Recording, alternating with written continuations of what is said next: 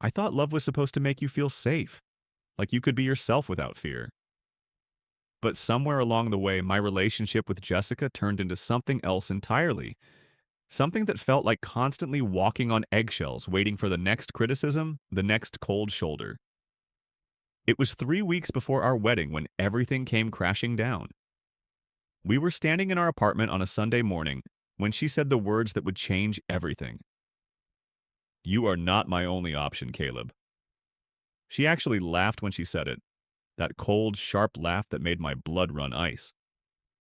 Before we get into what happened next, drop a comment below and let me know where you are watching from. If you have ever felt undervalued in a relationship, hit that like button, because you are going to want to see how this plays out. And subscribe, because what I did next is something Jessica never saw coming, and neither will you. Jessica and I met 4 years ago at Stumptown Coffee in downtown Portland on a rainy Tuesday afternoon. I was working on my laptop deep into debugging some code when she accidentally knocked over her latte. The coffee spilled across my notes, and she was horrified, apologizing profusely. I looked up at her, saw those green eyes wide with embarrassment, and I made some joke about needing an excuse to procrastinate anyway. She laughed, a real laugh, warm and genuine. We talked for 2 hours that day. Our first date was a hike at Forest Park the following weekend. She brought homemade sandwiches wrapped in wax paper, and we talked about everything. I was 28 working as a software developer. She was 26 studying architecture at Portland State. There was something easy about being with her, like we had known each other for years instead of days. That first year was everything you hope for when you fall in love. Weekend trips to Cannon Beach where we would walk along the shore until sunset. Learning to cook together in my tiny kitchen, burning more meals than we successfully made, but laughing through all of it. Meeting each other's families at Thanksgiving, where my mom pulled me aside and whispered that Jessica was a keeper. I proposed at the Japanese garden on our first anniversary. We had picnicked there on one of our early dates, and it felt right to come full circle. I had this whole speech planned, but when I got down on one knee, I forgot half of it. She said yes before I even finished asking. There were genuine tears in her eyes, and she kept saying yes, yes, yes, while I fumbled to get the ring on her finger. Our engagement party 6 months ago was beautiful. Her parents rented this venue with string lights and a live band. Everyone kept making toasts about our future, about how we were the couple everyone wanted to be, how we just fit. We shared this love for design and creation. My coding her blueprints. We would sit together in coffee shops, working in comfortable silence, occasionally looking up to share an idea or a joke. We had the same values about family, about wanting to build something meaningful together. We had inside jokes that made no sense to anyone else. We could finish each other's sentences. My parents adored her. Her younger brother looked up to me, asked me for advice about college and girls. Everything seemed perfect on paper, but 2 months after the engagement party, something shifted. Jessica got promoted to junior partner at Morrison and Associates Architecture. It was a huge accomplishment, and I was proud of her. New responsibilities, new colleagues, a new social circle. That is when Derek started appearing in our conversations. Derek Morrison, senior partner at her firm, 35 years old, recently divorced. At first, it was just professional stuff. Derek said this about the project. Derek wants me to lead the client presentation. Derek thinks I have real potential. I told myself it was normal. She was excited about work. That was a good thing. Then came the first late night. She texted me at 11 p.m. saying the client dinner ran longer than expected. I waited up for her half asleep on the couch. When she finally came home after midnight, she smelled like expensive wine and barely looked at me. Just said she was exhausted and went straight to bed. I laid there in the dark, feeling the cold space between us, telling myself I was being paranoid. The changes came gradually then, all at once. She stopped asking about my day. Her phone was always face down on the table. We had this tradition of Sunday brunch at this little place on Division Street, but she canceled twice in a row. Work emergency, she said. When I suggested we start looking at wedding venues seriously, she waved her hand dismissively and said we had plenty of time. Her text responses became single words. Okay. Fine. Later. She stopped saying, I love you first. Only echoed it back when I said it, and even then it sounded automatic. I tried to be supportive. I told myself she was stressed with the new position. I gave her space. I picked up extra chores around the apartment. I ordered her favorite takeout and left it in the fridge for when she got home late. But something in my gut kept gnawing at me. I started noticing little things. How her face lit up when her phone buzzed. The way she angled the screen away from me when she was texting. How she had suddenly become very interested in her appearance, buying new clothes, getting her hair done more often. The week before everything exploded was torture. On Monday, Jessica said she had to work late on the Riverside Plaza project. I wanted to do something nice, so I ordered her favorite Thai food and brought it to her office around 8 p.m. The receptionist, this sweet older woman named Patricia, looked confused. Jessica left about 2 hours ago with Mr. Morrison, she said. My stomach dropped, but I smiled and thanked her. When Jessica came home at 11, I asked how work went. She said she grabbed food with the team and it went late. I did not call her out. Not yet. Wednesday, we were supposed to meet with the wedding planner. Jessica canceled 30 minutes before texting that there was an emergency at the office. I drove by her firm on my way to apologize to the planner in person. Her car was not in the parking lot.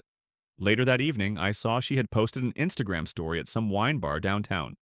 When I asked about it that night, she got defensive. Said it was a team-building thing. Why was I checking up on her? Friday, I suggested a quiet dinner at home. Just us reconnecting.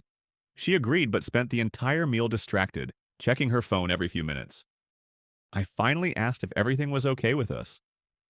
She sighed this heavy, annoyed sigh and said, "Why do you always need so much reassurance, Caleb?"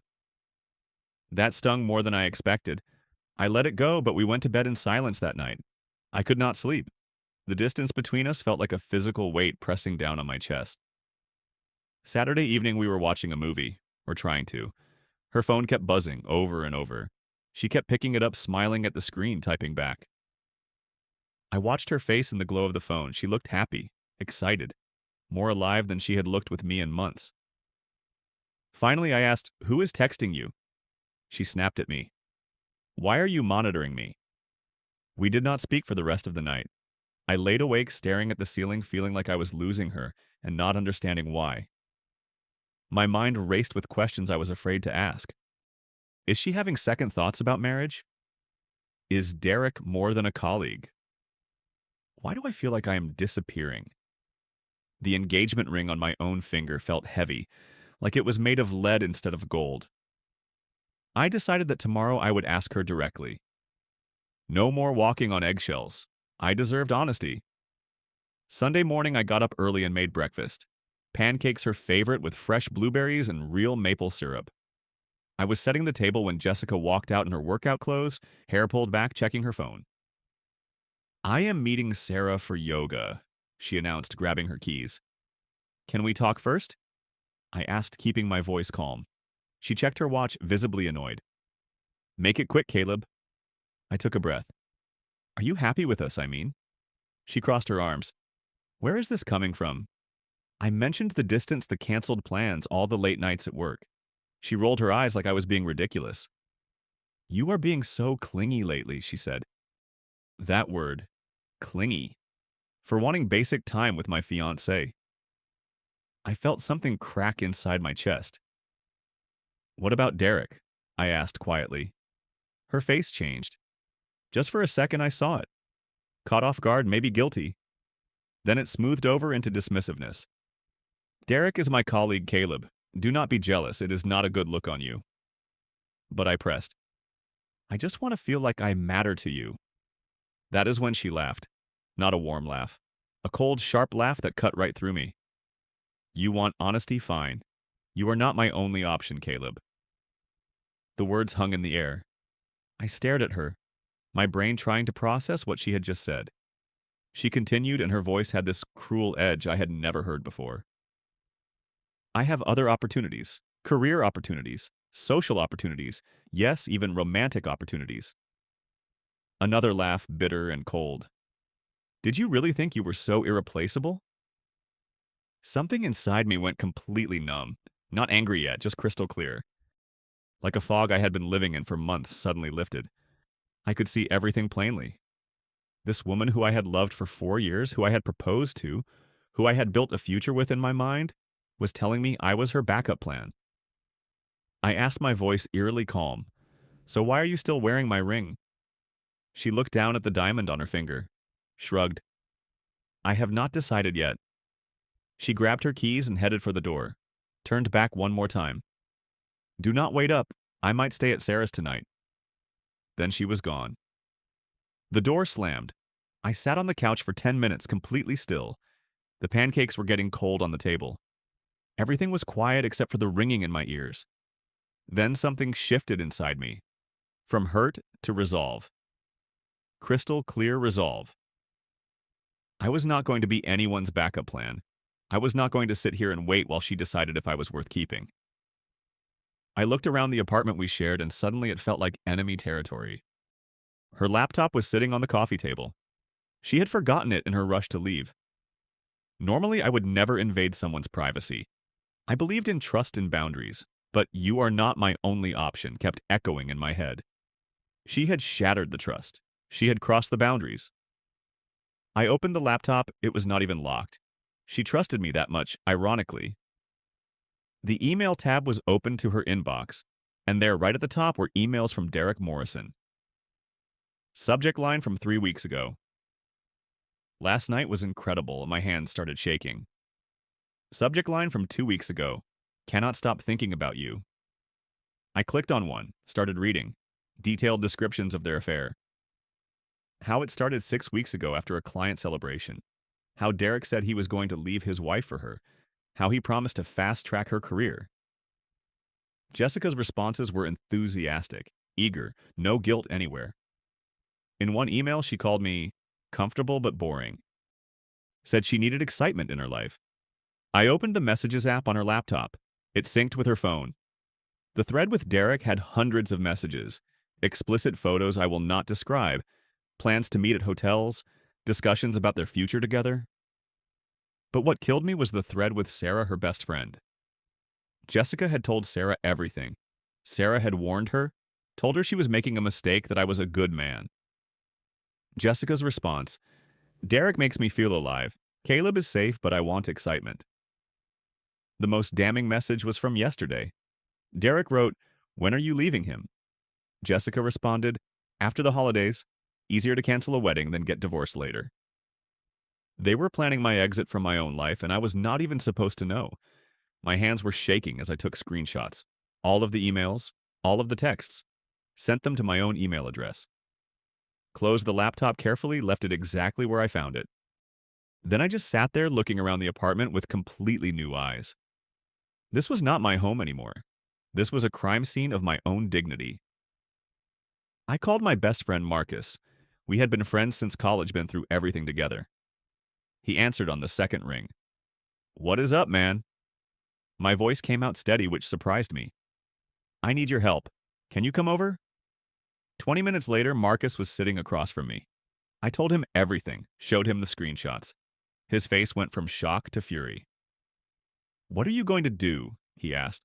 "I am going to show her she made the biggest mistake of her life," I said. We spent the next 3 hours planning. Marcus helped me think clearly through the emotion. First, protect myself legally and financially. The apartment lease was in both our names, but most of the furniture was mine. The joint savings account for the wedding held about $15,000. I had contributed about 70% of it. I had also given Jessica access to my credit card for wedding expenses. All of that needed to change. Second, document everything. I already had the screenshots. Marcus suggested I keep a record of everything moving forward. Third, be strategic, not emotional. Do not confront her yet. Let her think she is winning. Let her dig herself deeper while I build my exit strategy. Fourth, line up my own next chapter. Not for revenge, but for reclaiming my own worth and future. Marcus offered me his spare room if I needed to leave immediately. He reminded me, "You are not the villain here, brother. Remember that." By evening, I had a clear path forward. I knew exactly what I needed to do. Jessica came back Monday morning acting like nothing had happened. No apology for her words, no acknowledgement of the bomb she had dropped. She just walked in, showered, got ready for work, and left. I played it cool, distant but not confrontational. She seemed relieved that I was not being dramatic. I watched her lie to my face about where she had been. Each lie made my resolve stronger. Tuesday, I consulted with a lawyer friend over lunch. Got advice on protecting my assets in this situation. That afternoon, I went to our bank and removed myself as an authorized user on the credit card I had given her. Wednesday, I went back to the bank and withdrew my portion of the wedding savings, opened a new account at a completely different bank, changed my direct deposit from work. Thursday, I changed passwords on all our shared streaming accounts, subscription services, everything. I also reviewed the apartment lease terms carefully. We could break it with 60 days' notice and lose the security deposit. That was fine with me. Friday, I started looking at new apartments across town. At work, I was fortunate. My job as a senior developer was stable, good salary. I asked my manager about remote work flexibility. The company had been moving toward more remote options anyway. I got approved to work from anywhere. That opened up possibilities. I started looking at opportunities in other cities. Our Seattle office had an opening for a lead developer position. Better pay, better benefits. I applied and got an interview scheduled for 2 weeks out. I also started taking care of myself again. I had let myself go during all the engagement stress and Jessica's coldness. I reconnected with old friends I had neglected, started going to the gym again, bought new clothes that made me feel confident instead of comfortable, got a haircut at a nice salon. The stylist, this woman named Kelly, looked at me in the mirror and asked, "New chapter." I smiled. Something like that. Then I did something I had never really done before. I started being active on social media. Jessica had always been the one posting about us, and I just liked and shared her posts. Now I started posting my own content. Photos from solo hikes at Mount Hood, the view from the summit. A picture from a tech industry networking event downtown looking confident in my new clothes. Coffee shop work sessions with my laptop and a view. Gym progress photos, subtle, not thirsty, just showing I was taking care of myself. Dinners with Marcus and other friends, genuine smiles, real laughter. People noticed. Comments rolled in. "Good to see you out there." "Looking good, man."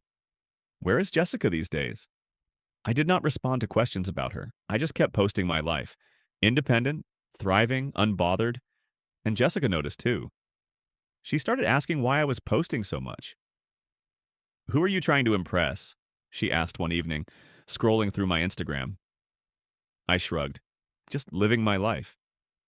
She did not like it, but she could not articulate why. Her control was slipping, and she could feel it. One afternoon, I was working from a coffee shop across town, different from our usual spots. A woman at the next table was working on her laptop, too, and we struck up a conversation about the challenges of working from home. Her name was Rachel. She was a graphic designer freelancing after moving to Portland 8 months ago from Denver. We talked about design and technology. It was easy conversation, no pressure, no agenda. We exchanged Instagram handles as professional contacts. Over the next week, Rachel and I chatted online about work projects. She asked for my opinion on user experience for a client project. I helped her think through it, and she was genuinely grateful. We met for coffee to discuss it further, purely professional. But this time I noticed she was attractive. Warm smile, intelligent brown eyes, easy laugh. But more than her appearance, she was kind. She asked questions and actually listened to the answers. She laughed at my jokes, genuinely, not politely. The contrast with Jessica was stark. With Jessica, everything had become transactional. Every conversation felt like a test I was failing. With Rachel, conversation just flowed. No games, no coldness, no second guessing. Just two people enjoying each other's company. I was not looking to date her, not yet. I was still technically engaged, even if it was a sham. But talking to Rachel reminded me what real connection was supposed to feel like. Marcus suggested a group outing, bowling with some friends from college who still lived in Portland. I invited Rachel as part of the group, keeping it casual and friendly. She came and she fit in perfectly with everyone. We ended up on the same team, joking around, celebrating strikes, groaning at gutter balls. Someone took a group photo, everyone bunched together and smiling. We all looked genuinely happy. Marcus pulled me aside at one point and whispered, "She is cool, and she looks at you like you are actually interesting." I did not say anything, but I knew he was right. Meanwhile, Jessica's paranoia was growing. She saw the bowling photo on my Instagram. "Who is that girl?" she demanded. "Rachel," I said calmly. "Friend from a coffee shop." "You do not have female friends," she said. "I do now," I replied. She did not like this new version of me. Confident, unbothered, not chasing after her approval. 3 weeks after she told me I was not her only option, Jessica suggested we go to Andina, our favorite restaurant. We need to reconnect. She said, her voice softer than it had been in weeks. I agreed, curious what she was playing at. She dressed up that night, made an effort with her hair and makeup. At the restaurant, she reached for my hand across the table. Started talking about wedding plans again. Florist options, venue tours, we should schedule honeymoon ideas. I listened, nodded, asked appropriate questions. But my heart was not in it anymore, and I think she could tell. Halfway through dinner, she asked, "Are you seeing someone?" I looked at her directly. "Does it matter?" She blinked, taken aback. "Of course it matters. We are engaged, Caleb." I set down my fork. "Are we, though, because 3 weeks ago you told me I was not your only option?" Her face went pale. She tried to backtrack. "I was just upset. I did not mean it like that." "Yes, you did," I said calmly. "And that is okay." "What does that mean?" she asked, her voice rising slightly. I pulled out my phone, opened my email, pulled up the screenshots, slid the phone across the table to her. "It means I know about Derek." I watched the color drain from her face as she scrolled through the evidence. All the emails, all the texts. Her affair laid completely bare. She gasped, her hand going to her mouth. "How did you— that is private?" "So was our relationship," I said evenly. "But you shared that with Derek." She tried to grab my phone. I pulled it back calmly. She started crying, mascara running. "It is not what it looks like." "It is exactly what it looks like," I said. "Are you going to tell people?" she asked, her voice panicked. "I have not decided yet," I said, using her own words from that Sunday morning. "Just like you have not decided if I am worth keeping." The look on her face was devastating. Complete realization washing over her. She had been caught, and I had been playing chess while she played checkers. People at nearby tables were starting to notice her crying. I stood up calmly, pulled out my wallet, put cash on the table for my half of the meal and a generous tip. The server did not deserve to be stiffed because of our drama. "I have already moved most of my stuff out," I said quietly. "The lease is in both our names, but I will be out by the end of the month. You can have the apartment." "Caleb, please." She reached for my hand. "We can fix this. I will end it with Derek. I will do anything." I pulled my hand back gently. "No, you said I was not your only option. Turns out you are not mine either." I walked out of that restaurant with my head held high, leaving her crying at the table. The next 48 hours were intense. Jessica blew up my phone. Calls, texts, voicemails, begging, apologizing, promising she had ended things with Derek, swearing it had been a mistake. I let her spiral for a day, then sent one final text. "I deserve someone who chooses me first, not someone who keeps me as a backup plan. Good luck with Derek." Then I blocked her number. She showed up at Marcus's place where I was staying. Marcus answered the door. "He does not want to see you, Jessica." She tried to push past him. Marcus, who is 6'3" and played college football, stood firm. "You had a good man and you threw him away. That's on you. Go home." She left crying. But I was not done. Derek's wife deserved to know the truth. I sent her the evidence anonymously at first, then identified myself when she called to verify. She was devastated but grateful. She had suspected something but had no proof. She filed for divorce within the week. The firm found out about the affair. Apparently, there were ethics clauses about relationships between partners and junior staff, especially when one supervised the other. Derek was placed on administrative leave pending review of his partnership status. Jessica's career opportunities with Derek evaporated overnight. The promotion she thought was secure became uncertain. Her reputation at the firm was damaged. Mutual friends heard the full story from Marcus and others.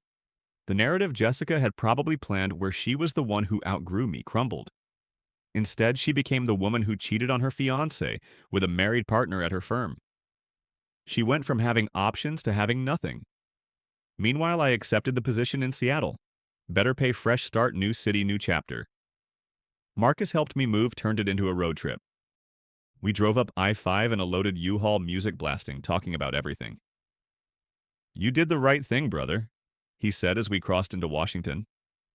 "I know," I replied, and I meant it. My new apartment in Seattle had a view of Elliott Bay. Modern, clean, completely mine. The first night there, I stood at the window watching ferries cross the water city lights reflecting off the surface. I felt lighter than I had in months, maybe years. The first month was about establishing myself.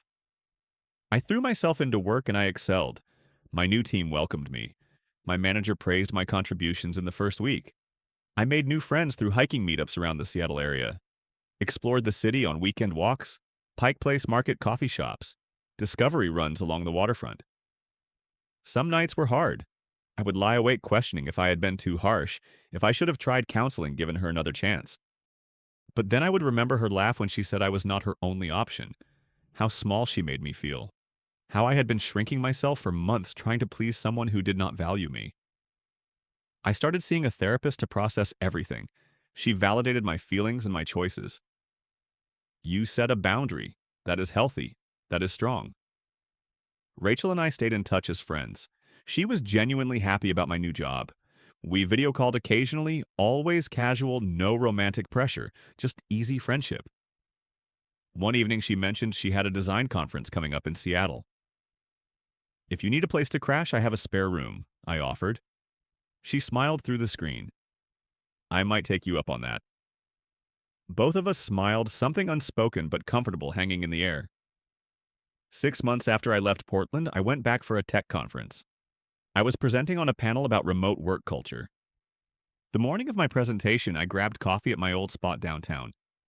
And there she was, Jessica. She looked tired, older somehow, smaller than I remembered. She saw me and her face went through about 5 emotions in 2 seconds. She approached nervously. Caleb, can we talk? We sat at a corner table. She apologized. It sounded genuine this time, not desperate. She said she had been in therapy, that she realized she had sabotaged the best thing in her life. Derek had been a midlife crisis, having his own midlife crisis. They imploded spectacularly. He lost his partnership, his wife, his reputation. He blamed Jessica for everything. She was still at the firm, but barely doing grunt work to rebuild her credibility. She asked if there was any chance we could try again. I listened to all of it, let her finish. Then I spoke calmly. I appreciate the apology, Jessica. I really do. And I am glad you are getting help. I paused. But we are not going back. Her eyes filled with tears. You taught me something important. I continued. You taught me what I will not accept in a relationship, what I actually deserve. And it is not someone who keeps me as an option while they explore better offers. I hope you find what you are looking for, I said, standing up. I really do hope you find happiness, but it is not going to be with me. She nodded, tears spilling over. You look happy, she said quietly. I am, I said, and I meant it. We parted ways. Final closure. The conference went well. My panel was packed and the discussion was energetic. Afterwards, several companies approached me about opportunities. My career was thriving. That evening, Rachel arrived in Seattle for her conference. We met for dinner at a waterfront restaurant, then took a walk along the pier. The Seattle night sky was clear stars visible despite the city lights. She took my hand as we walked. Is this okay? She asked. I smiled, squeezed her hand gently. Yeah, it really is. We were taking it slow. No rush, no pressure. Just two people seeing where things might go, starting from a foundation of mutual respect, open communication, genuine interest in each other's lives. The way it should have been all along. I learned something through all of this. Being replaceable to one person does not mean you are not invaluable to the right person. Jessica's inability to see my worth was not a reflection of my value. It was a reflection of her own limitations, her own brokenness. I was not broken for wanting loyalty and respect. I was not clingy for wanting basic partnership. I was not wrong for walking away when I was treated like an option. Sometimes you do not need to fight for someone who will not fight for you.